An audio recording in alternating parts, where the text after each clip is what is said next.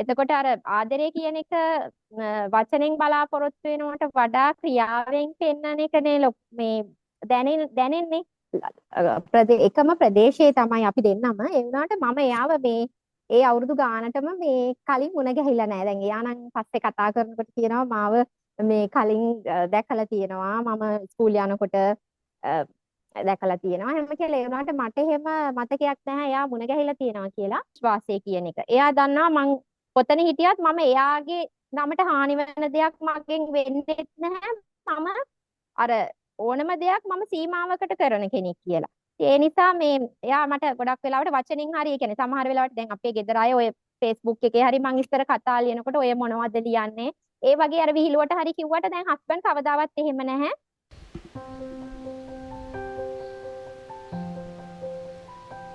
අහස්න නවකතාවෙන් 2019 වසරේදී මුද්‍රිත පොත් ශ්‍රේෂ්ඨයට එකතු වුණු ආශි ජයතිලක එක්ක තමයි අද අපි කතා කරන්නේ. හැබැයි එයාගේ පොත් ගැනවත් පොත්වල ලියවුණු ආදර කතා ගැනවත් නෙමෙයි. එයාගේ ආදර කතාව ගැන.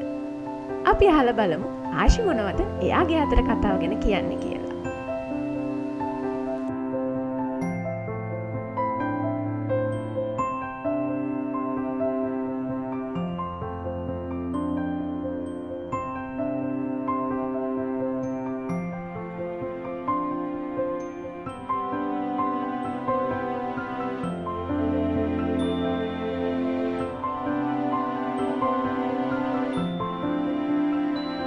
කොහොමද දැක්ක ජීවිතේ? හොඳින් ඉන්නවා නංගි. මේ දවස්වල මොනවාද වැඩ කටයුතු මේ කොලයක් එක්ක එහෙම ඉන්නේ? ඔව් මේ දවස්වල නම් මගේ පේජ් එකේ ඔන්ගෝයින් කතා දෙකක් ලියනවා. මුද්‍රිත පොත්වල නම් වැඩ කටයුතු ටික දවසකට නතර කරලා එතකොට ඉතින් බබාලගේ වැඩ කටයුතුත් එක්ක ගෙදර වැඩ කටයුතුයි ප්‍රකාශන ආයතනයේ වැඩ කටයුතුත් එක්ක තමයි මේ දවස්වල ඉතින් කාලය ගත කරන්නේ. අපි අද කතා කරන්නේ ඔයාගේ පොත් ගැන නෙවෙයි ඔයාගේම ආදර කතාව. මුලින්ම හස්බන්ඩ් ගැන විස්තර ටිකක් බෙදාගෙන ඉමු.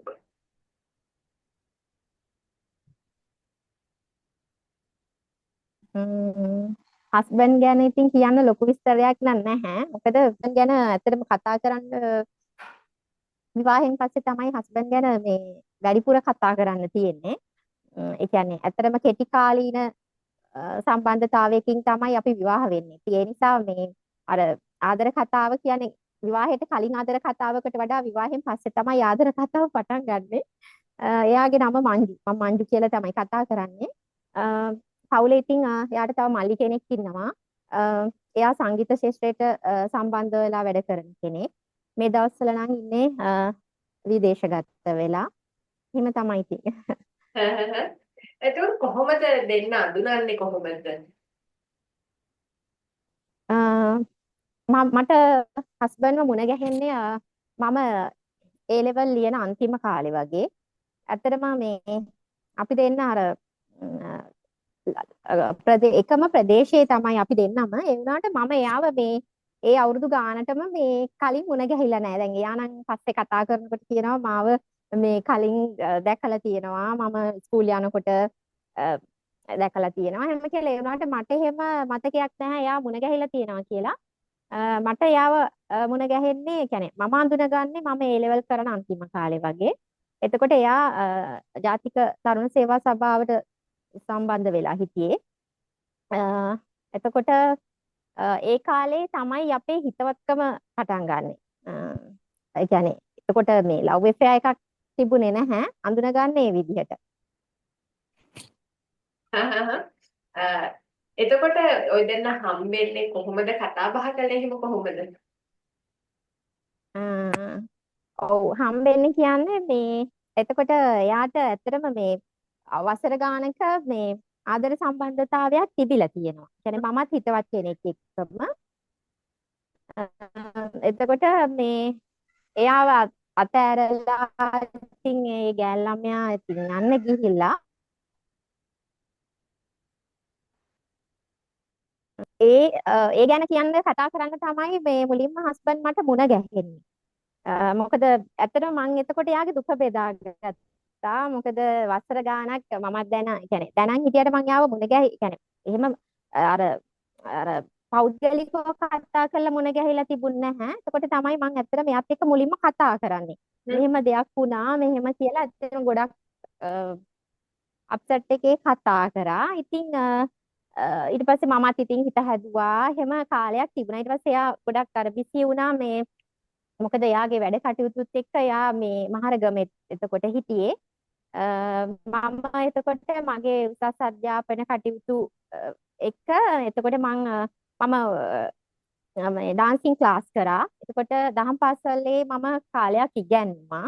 ඉගැන්වීම් කටයුතු කරා. ඉතින් එතකොට තමයි මට ඇත්තටම අතරමඟ තමයි එයා ඔය සතියන්තේ වගේ මුණ ගැහෙන්නේ.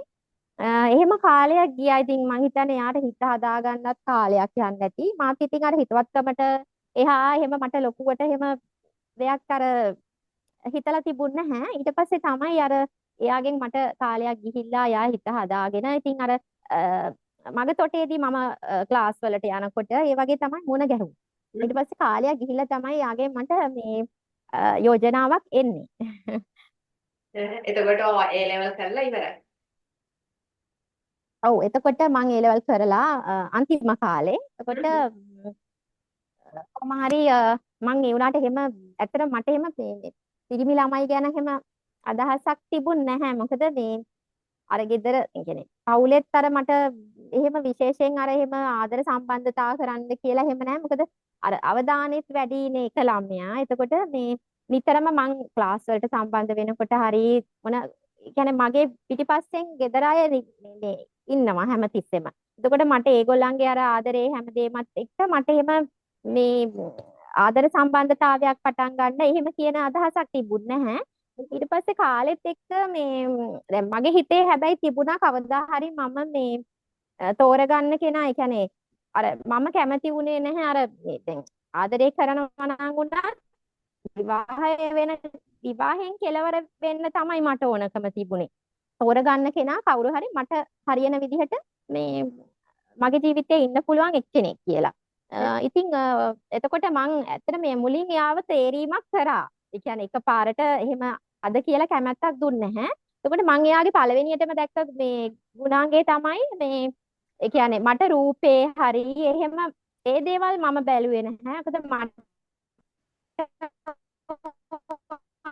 උනේ මේ අවංක වෙන්න ඕනේ. ඊළඟට මේ එයාගේ අදහස කිව්වන් ගෑල්ලම් කැමති අර ඕලාවක මේ ඒ පැත්තෙන් හිතන්න පුළුවන් ඒ කියන්නේ කෙලින් කතා කරන ගතියට කැමති වුණා. ඊට පස්සේ කාලයක් ඉතින් මං ඇත්තටම මේ එහෙම හිතලා ඉතින් මට එයා ගැන එහෙම අර හිතවත්කමට එහා එහෙම වෙන හැඟීමක් තිබුණේ නැහැ. ඊට පස්සේ මං ඇත්තටම මුලින් අර ඒ දේවල් ගැන හිතලා තමයි මේ කියන්නේ මට එයා ගැළපෙනවා කියන්නේ කවදා හරි කියන්නේ මට දැන් ඕනේ නැහැ අද සම්බන්ධයක් පටන් අරගෙන අර හෙට නතර කරන විදිහනේ. එතකොට මේ මම හිතුවා දැන් එයා අර අවුරුදු ගාණක් කරලා එහෙම ඉර නිසා මට හිතුණා දැන් විරහව විදලා තියෙන හින්දා මේ අර එහෙම මාව රැවටීමකටපත් කරන්නේ නැති වෙයි මට වේදනාවක් දෙන්නේ නැති වෙයි කියන එක හිතුවා. ඒ ගැනත් හිතලා තමයි මං ඉතින් කාලයක් ගිහිල්ලා හොඳට හිතලා බලලා තමයි තීරණය ගත්තේ. ඉතින් මං හිතනවා මම ගත්ත තීරණේ වැරදිලා නැහැ කියලා. නෑ කියලා. එතකොට ඔයාලා දැන් ඒක පටන් ගන්න කෙටි කාලයක් ඇතුළත විවාහ වෙනවා. එහෙම නෑ. මම ඊට පස්සේ මම කාලයක් එතකොට මගේ කොහොමත් ගෙදරින් කැමති වුණේ නැහැ. මම අධ්‍යාපන කටයුතු අවසන් කරලා ඒ කාලේ ඉන්නකොට මේ රැකියාවක් තෝරගන්නවා ඇරෙන්න මම මේ යුනිවර්සිටි යවන්න එහෙම කැමැත්තක් තිබුණෙත් නැහැ. මොකද මේ පවුලේ එකම ළමයා නිසා අර ඒගොල්ලන් ගොඩක් මාව නීති දාලා තමයි හැදුවේ. කොහොම හරි ඉතින් ඇත්තටම මට එහෙම මේ අර ගෙදරට හොර වැඩ කරන්න එහෙම ටිකක් මේ අමාරුයි. ඉතින් ඒ නිසා මේ ඔය සම්බන්ධතාවයේ පටන් ගත්ත කාලේ ගෙදරින් ගන්නවා. දැනගෙන ඉතින් ඇත්ත මේ කියන්නේ විරුද්ධ වෙනවා. මොකද මේ ඒ කියන්නේ ඒගොල්ලන් අර කැමති උනේ නැහැ මුලින්. අනිත් එක ගෙදරින් දැනගෙන හිටියා මේ එයාට වසර ගානක ප්‍රේම සම්බන්ධයක් තියෙනවා කියලා දැනගෙන හිටියා. ඉතින් ඇත්තටම විරුද්ධ වුණා. ඊට පස්සේ ඉතින් එතනදිත් මේ එයා ඇවිල්ලා මේ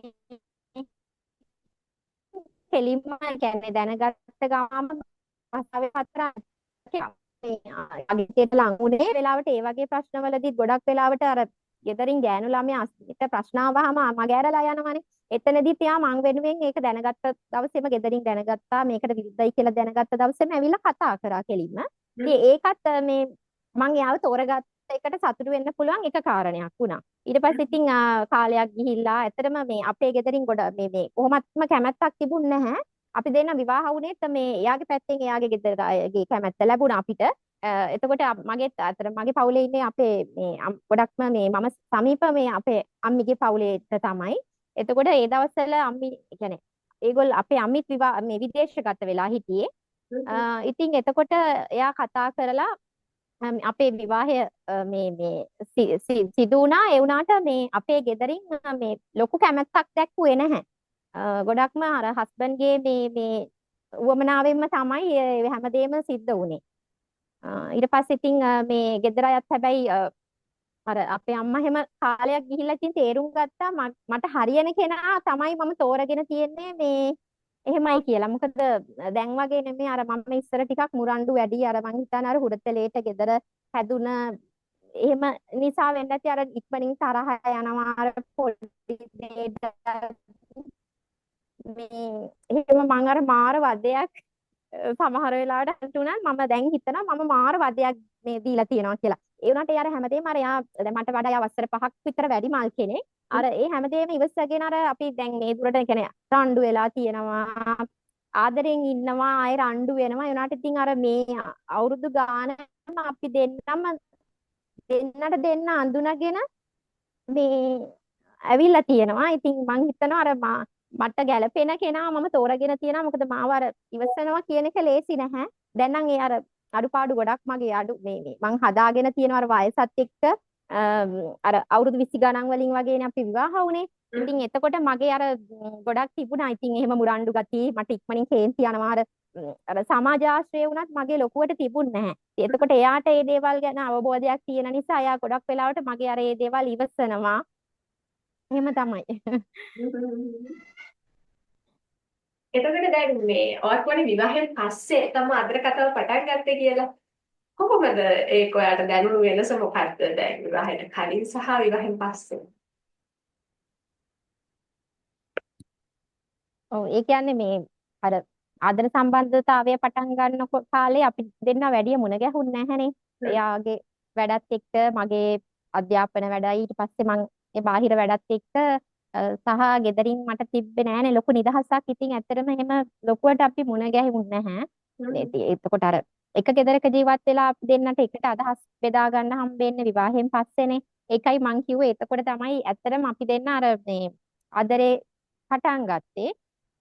මුල් කාලේ ඉතින් අර මම කිව්වා වගේම මේ මම ගොඩක් අර ටිකක් මුරණ්ඩුයි ඉක්මනින් තරහ යනවා. අර හුරතලේට හැදුන ළමයෙක් හින්දා අර ගොඩක්ම මගේ අර ළමා ගති තමයි ඉතින් ඇත්තටම ඒ කාලේ තිබුණේ. ඉතින් ඒ හැමදේම මේ අර ඉවසන කෙනෙක් මේ ලැබුණ එක ගැන මම සතුටු වෙනවා. ඉතින් එතකොට මම ආයෙ පාරක් හිතනවා ඒ කියන්නේ ඒ කාලේ මම හිතනවා එතකොට මම මගේ තේරීම නිවැරදි කියලා. පසු කාලීනව අපේ අම්මා වුණත් ගෙදර අය වුණත් කියනවා මේ මට ගැළපෙන කෙනා ලැබිලා තියෙනවා කියලා. මුලින් අකමැති වුණාට දැන් හොඳම පුතා.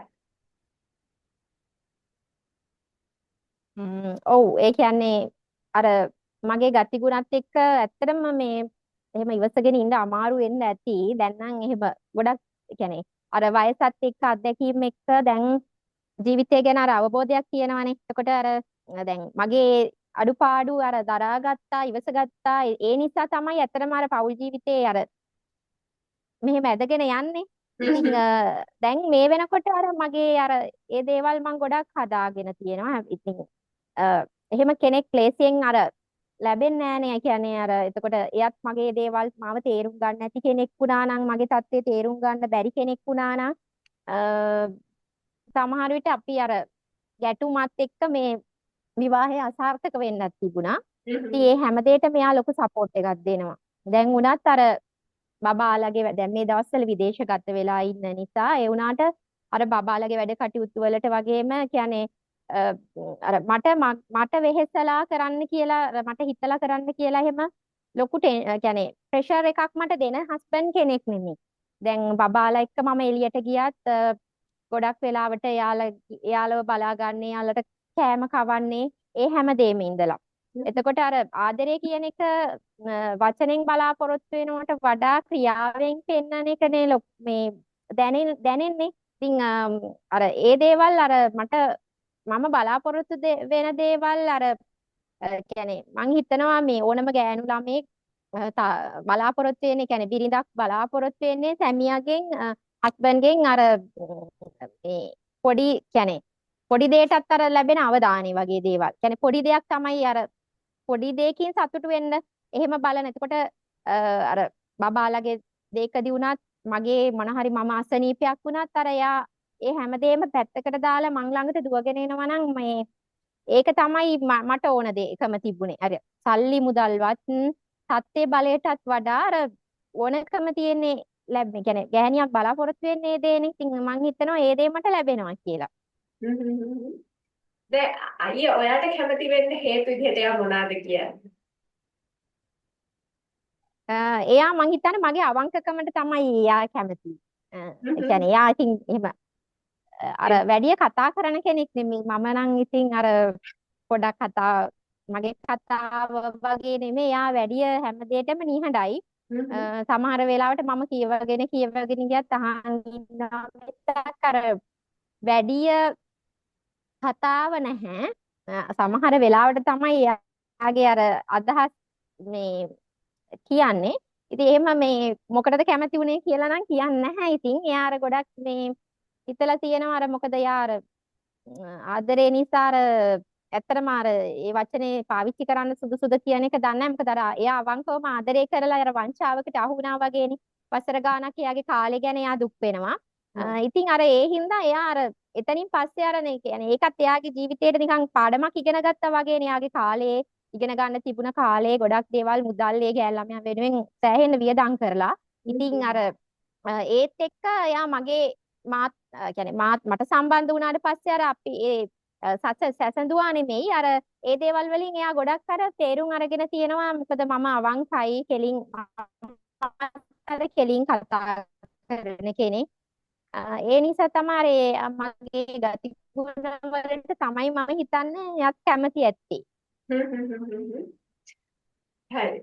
දැන් ඔයාට ඇත්තටම අපි කියනවානේ විවාහයට විවාහයට කලින් හිටිය කෙනා වෙනස් වෙනවා කියලා. ඔයාට එහෙම වෙනසක් මේ ගෙවුණු කාලෙදි දැනෙලා තියෙනවද? කාලෙත් එක්ක වෙනස් වෙලා එහෙම කියලා. මං හිතන්නේ හිටියට වඩා හොඳයි. ඒ කියන්නේ අර අපි දැන් අවුරුදු කියන්නේ වසරෙන් වසර හරි අපි වයසිනුත් ගත වෙනවා. එතකොට නේ දැන් අත්දැකීම් වුණත් අපිට එකතු වෙන්නේ අපි ඒකට ජීවත් වෙනකොටනේ. එතකොට සමහර වෙලාවට දැන් මුල් කාලේ අපි දෙන්න අතර ගැටුම් වැඩි. මගේ ඉවසීම අඩුයි. එතකොට මගෙන් එයාට වෙන යුතුයකම් සමහර දේවල් මග හැරෙන්නේ නැති. එතකොට දැන් මම මේ දේවල් තියෙන්නේ ඇත්තම කියනවා නම් එයා මට වෙනවා වඩු පොඩි තම ජීවිතේ දකින්නේ ඒ අවුරුදු 5ට වඩා ඉදිරියෙන්. එතකොට ඔයාට සමහර වෙලාවට ජීවිතේ අර අත්දැකීම් ගොඩක් අඩුයි. සැහැල්ලුවෙන් මම හිතන කෙනෙක්. එතකොට මගේ වයස කියන්නේ දැන් තමයි මං හිතන්නේ මම අර ඒ වයසට අනුගත වෙලා තියෙන්නේ. එතකොට මට හිතෙනවා අර දැන් මේ අපි දෙන්න අර දැන් ඒ අර පොඩි දෙයටත් ඉස්සර මම කලබල වෙන ගතියක් තියෙනවා. ඒත් එක්ක දැන් අර එයාගේ මගේ අර බොන්ඩ් එක තිබ්බට වඩා වැඩි. මොකද අර විශ්වාසයේ ඒ හැමදේම අර කාලෙත් එක්ක මේ තවත් වැඩි වෙනවා මිසක් මං හිතන්නේ මේ ඒක තමයි වෙන්න ඕන දේ. මේ හරි. දැන් ඔයා ලේඛන කලාවට පිවිසුනේ මම දන්න විදිහට නම් විවාහයෙන් පස්සේ කියන්නේ ලේඛිකාවක් විදිහට මේ විදිහට. ඔව්. ඔයාට ලැබුණු සහයෝගයකට ඔයා එකපාරින්ම ලේඛිකාවක් විදිහට එළියට එද්දි කොහොමද? ඔව්. ඔව් අර යා මේ හස්බන්ඩ් කාලයක් මේ යාර තරුණ සේවයකින් පස්සේ ඇත්තටම මේ එයා මියුසික් බෑන්ඩ් එකක් කරා. ඊට පස්සේ එයාගේ ව්‍යාපාරය වුණෙත් මේ ඒ පැත්තෙන්. එතකොට එයා ගොඩක් කාර්යබහුල නිසා මට මේ රැකියාව කරන්න මට රැකියාවක් කරන්න තරම් අර බබාලගේ වැඩත් එක්ක අමාරුයි. මොකද ඒ නිසා මම මේ ගෙදර නතර වෙනවා. එතකොට කාලයක් යනකොට ඉතින් අර මමත් පොත් කියවන්න ආස කෙනෙක්. එතකොට තමයි මම ලේඛනයට පිවිසෙන්නේ. අර ගෙදර නිකන් කම්මැලිකමට ඇත්තටම මේ අහම්බෙන් ඉන්න කෙනෙක් මම. එතකොට දැන් එහෙම ලියපු කාලයක් නේ ඒ කාලේ තිබුණේ. එතකොට ඉතින් ඒක මගේ හොබි එක හරි කියලා. ඒ කියන්නේ එයාගෙන් එහෙම මට කිසිම බලපෑමක් තිබුණේ නැහැ. මොකද එයා දන්නවා දැන් අදටවත් දැන් මගේ ෆෝන් එක ගත්තොත් මම එයාගේ ෆෝන් එක අරගෙන බැලුවත් එයා මගේ ෆෝන් එක එහෙම අරගෙන මොකද්ද මෙයා මේ ෆෝන් එකේ කරන්නේ මොකද ඒක තමයි මං හිතන්නේ අර දෙන්නෙක් අතර තියෙන විශ්වාසය කියන එක. එයා දන්නවා මං කොතන හිටියත් මම එයාගේ නමට හානි වෙන දෙයක් මගෙන් වෙන්නේ නැහැ. මම අර ඕනම දෙයක් මම සීමාවකට කරන කෙනෙක් කියලා. ඒ නිසා මේ එයා මට ගොඩක් වෙලාවට වචනෙන් හරි ඒ කියන්නේ සමහර වෙලාවට දැන් අපේ ගෙදර අය ඔය Facebook එකේ හරි මං ඉස්සර කතා ලියනකොට ඔය මොනවද ලියන්නේ ඒ වගේ අර විහිළුවට හරි කිව්වට දැන් හස්බන්ඩ් කවදාවත් එහෙම නැහැ. දැන් මට පොත් කියවන්න මං ආස කෙනෙක් නිසා හැමදාම මගේ උපන්දිනේට අනිවාර්යෙන් මේ මැසේජ් එකට කියන්නේ බුක් පෙයා එක තියෙන මාසෙමයි. එතකොට එක්කන් ගිහිල්ලා මට යා ඇති තරමට පොත් අරන් කාලයක් තිස්සේ එහෙම අරන් දුන්නා. ඒ කියන්නේ එයා දන්නවා මගේ ආසාව මොකද්ද කියන්නේ අපි සතුටු වෙන්න කැමති අර සුළු දෙයකින්නේ පොඩි දෙයකින් සතුටු වෙන්න කියන්නේ ඒකට මහා මුදලක් වියදම් කරන්න ඕනේ නැහැ. ඒකට සමහර වෙලාවට අර ලොකු තෑග්ගක් දෙනවට වඩා අර මම ආසම කරන දෙයක් නිසා මට එහෙම පොත් ටිකක් අරන් දෙන එක මට ඒක වටිනවා. ඒ වගේ අර එහෙම ගොඩක් තේරුම් ගත්තා. ඉතින් මම ලේඛනයට පිවිසිලා එහෙම කාලයක් ඉතින් මං ඇත්තටම අර ඔන්ගෝයින් ලිව්වා. එතකොට මුද්‍රිත ශාස්ත්‍රයට ඇවිල්ලා හිටියේ නැහැ. ඉතින් පළවෙනි පොත නිකුත් වෙනකොටත් එයා මගේ ළඟින්ම හයියට අල්ලගෙන හිටියා. දැන් ওই විදේශගත වෙන්න කලින් වුණත් මේ ඇත්තටම මම ওই පොත ලියනවා විතරයි. පොත් බෙදාහරන වැඩ කටයුතු වලට ගියාම හැමදේම කරට අරගෙන දැන් මේ පාරත් ලංකාවට ඇවිල්ලා ඉනකොට බුක් පෙයා එක තිබුණා. ඉතින් එයා ලංකාවෙන් යන්නේ හෙට කියලා මේ මගේ වැඩ ඔක්කොටම උදව් කරලා තමයි ගියේ. ඒ කියන්නේ පොත් ටික බාර දීලා ස්ටෝල් වලට දාන්න උදව් කරලා ඒ වගේ. ඉතින් එයා විදේශගත වෙන්න කලින් මේ කියන්නේ මම ඇත්තටම කියනවා නම් දැන් මගේ වැඩක්වත් මට හරි තනියෙන් කරගන්න බෑ.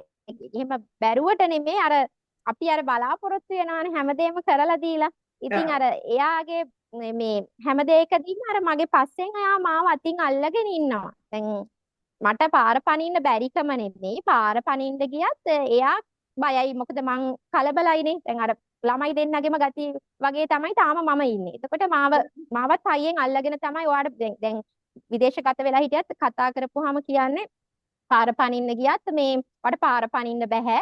මේ ඒක කල්පනාවෙන් යන්න අර ඒ වගේ. එහෙම මේ මං ගැන අර මොන මේක තිබුණත් හිතනවා. බබාලව පරිස්සම් කරගෙන පාර පනින්න දැන් ඒ කියන්නේ යාළු වෙලා හිටපු කාලේ වගේම අදටත් අර මට හුරු වෙනවා තියෙනවා. එයාගේ අතින් අල්ලගෙන තමයි මම පාර පනින්නේ. ඉතින් අර ඒ වගේ මේ එහෙම මේ ගෑණියෙක් බලාපොරොත්තු වෙන්නේ කාන්තාවක් බලාපොරොත්තු තමන් පුළුවන් කෙනෙක්. ඉතින් එහෙම කෙනෙක් මට ලැබිලා තියෙනවා. හරි. දැන් පොත්වල මේ චරිත ගොඩනගද්දී හස්බන්ඩ්ගේ චරිතය ලිය වෙනවාද නැත්නම් ඔයා වෙනම චරිත එකකට එකක් වෙනස් චරිත ගොඩනගනවා. මේ චරිතය ඔයාට බලපෑමක් කරනවා. මං හිතන්නේ නවකතාවකට ලේඛකයෙක් හෝ ලේඛිකාවක් අතින් ලියවෙන්නේ තමන්ගේ හිතේ තමන් ආස කරන චරිතය වෙන්න ඕනේ. එතකොට 100%ක්ම මගේ හස්බන්ඩ් ගැනම මම ලියනවා කියන්න බෑ. හැබැයි දැනට මම මුද්‍රිත නවකතා පොත් 26ක් මේ වෙනකොට කරලා තියෙනවා. ඒ හැම තැනකම කොතන හරි එයාගේ ගතිගුණ, එයාගේ සමහර දේවල් මං අතින් ලියවිලා තියෙන්න පුළුවන්. ඉතින් ඇත්තටම මේ අර මගේ කතාවල ඉන්න පිරිමි චරිත වගේම මගේ හස්බන්ඩ්ුත් ගොඩක් කතාව අඩු කෙනෙක්. කතා කරනව අඩුයි මම තමයි කතා කරන්නේ. ඒ වුණාට අර මේ වචනෙන් කියන්නේ නැති දේවල් මට කියන්නේ වචනෙන් කවදාවත් මේ මම ඔයාට ආදරෙයි කියලා කියන්නේ නැහැ. ඒ වගේම මේ අර ඒ කියන්නේ ස්වීට් වචන දාලා කතා කරන්නේ. ඒ වුණාට අර එයාගේ අර කෙයාරින් අපිට කියන්නේ ආදරය කියන එක මං හිතන්නේ වචනෙන් කියනවට වඩා අපිට දැනෙන්න දෙන්න ඕනනේ. ඒ මට ඒක දැනෙන්න යා දෙනවා.